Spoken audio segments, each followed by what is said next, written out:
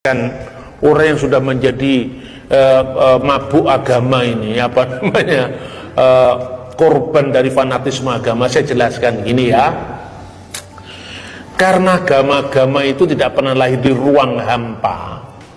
Pasti agama-agama itu kan dicatat oleh sejarah.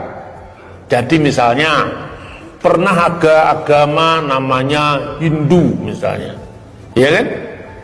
Ada agama namanya Hindu. Hindu itu sudah muncul kira-kira tahun 1000 sebelum Masehi. Apakah ada catatan memang ada komunitas agama yang namanya Hindu? Lah ternyata ada, namanya Prasasti Behistun. Itu kira-kira abad ke-5 sebelum Masehi. Dalam prasasti itu disebutkan ungkapan Hidusaka, Haumasaka. Hidusaka atau Hodu kalau bahasa Ibrani. Itu ada prasastinya. Lalu ada agama namanya Buddha. Benarkah ada agama namanya Buddha? Oh, ditemukan kira-kira abad ke-3 sebelum Masehi. Prasastinya di mana? Prasasti makam dari Darius Agung. Itu ada ungkapan Sakyamuni, Buddha, Dhamma, itu muncul di situ. Nah, ternyata memang agama Buddha dibuktikan oleh sejarah.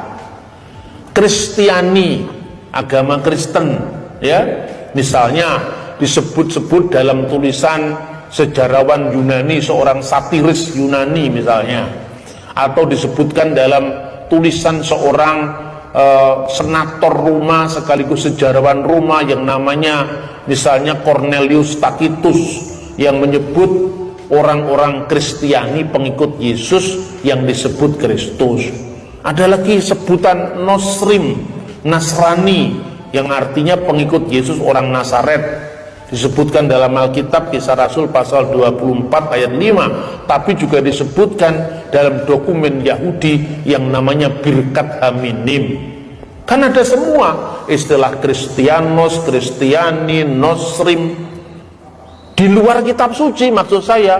Sebab kalau kita mengatakan, oh ini Kristen agama yang paling benar, dasarnya dari Alkitab. Lah itu kan Alkitabnya orang Kristen. Orang Hindu kan nggak percaya Alkitab.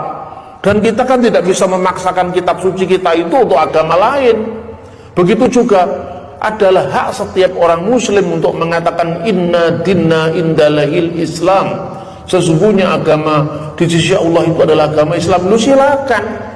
Tapi ketika Anda mengatakan bahwa semua nabi agamanya Islam, prasastinya mana?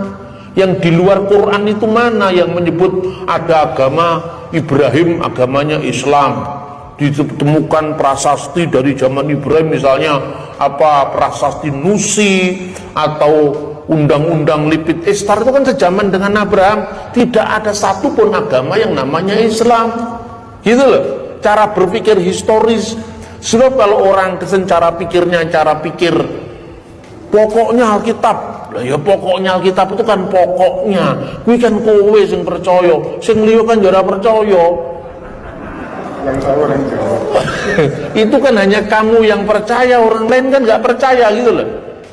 Begitu juga Anda boleh 1000 kali mengatakan bahwa agama saya itu yang diridhoi Tuhan, silakan. Tapi itu kan klaim sepihak.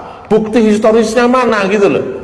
Nah itu kira-kira pentingnya memahami tantangan kita di masyarakat majemuk. Kalau saya hanya membuktikan bahwa ketika saya percaya orang Kristen Yesus itu disalib, saya dengan lantang berani berkata, sudah kamu tutup Alkitab itu Yesus pasti disalib. Kalau sekedar mencari fakta sejarah, ngapain kita harus membanding-bandingkan kitab suci kita dengan kitab suci orang lain? Sama-sama kepercayaan. Bagi yang percaya monggo, bagi yang tidak percaya lah itu kan bukan berarti bagi dia.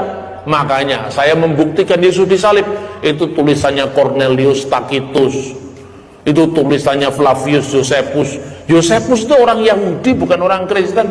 Cornelius Tacitus itu orang Roma bukan orang Kristen.